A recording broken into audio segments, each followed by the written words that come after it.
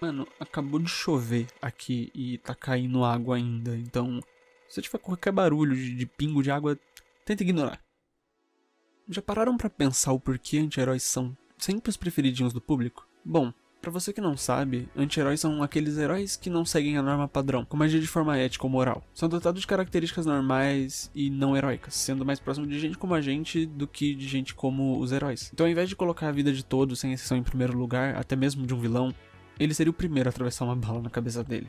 E na maioria das vezes, eles não são protagonistas, mas sim uma pessoa que marca a história de alguma forma, normalmente bem misteriosa ou descolada. E pela aclamação do público, aquela pequena aparição acaba sendo adaptada para uma versão solo do personagem, como aconteceu com o Loki, por exemplo. Mas por que essa aclamação toda, e o que os personagens têm de tão interessante ao ponto de serem, de certa forma, melhores do que os protagonistas na maioria das vezes? Bom, para tentar explicar o meu ponto, eu vou ter que abordar uma outra coisa. Já notaram como cancelar as pessoas vem se tornando algo meio banal? Não me entendam mal, inúmeros cancelamentos foram necessários e ajudaram a expor algumas pessoas que fizeram um crime ou alguma coisa errada. Mas ultimamente eles têm ficado tão comuns que eu não me surpreenderia se mais alguém da comunidade de opinião aparecesse nos Trending Topics. O que eu quero dizer é que antigamente os cancelamentos tinham um peso muito maior, sendo algo realmente pesado e marcante. Já hoje são esquecidos em 2 semanas, mais ou menos. É como se as pessoas ficassem 24 horas plantados na frente do PC esperando fulaninho fazer alguma coisa errada pra ser a primeira a twittar algo. Isso não te lembra alguma outra coisa? E vocês já perceberam que a maioria desses pequenos cancelamentos sempre são de pessoas sendo grossas, falando algo fora de contexto ou até mesmo sendo mal entendido pelas outras pessoas. E o que essas coisas têm em comum?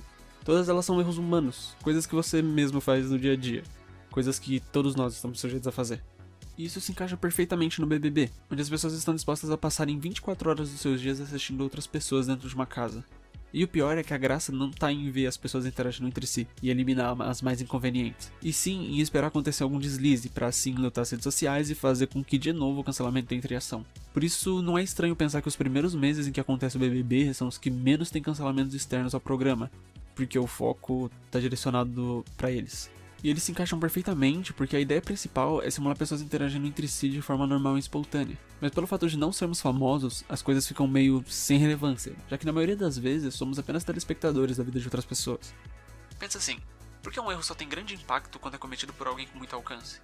Porque além de não suportarmos que sejam superiores a nós, existem muito mais olhares voltados para eles.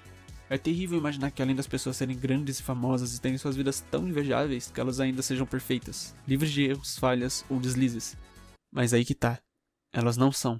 Assim como você e eu, elas sentem dor, raiva, felicidade, tristeza, medo e tudo mais que alguém pode sentir. Afinal, por trás das câmeras, microfones, telas, máscaras e comentários, somos todos pertencentes a um único grupo de primatas ansiosos, os humanos. E ver pessoas grandes falharem ou mostrarem suas fraquezas tornam elas mais humanas, nos faz nos sentir parte desse conjunto comum, parte desse mar de erros. Tá, mas como ligamos isso aos anti-heróis? Simples.